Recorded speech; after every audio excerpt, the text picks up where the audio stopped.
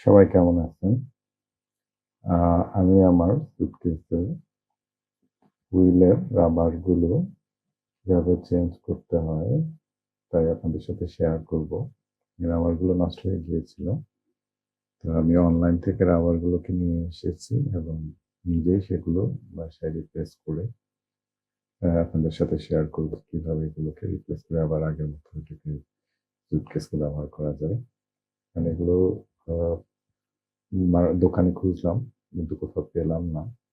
তাই ভাবলাম যে দেখি নিজেই যদি এটাকে আবার রিপেয়ার করে ইউজ করতে পারি তাহলে হয়তো জিনিসটাকে ফেলে রাখতে হবে না।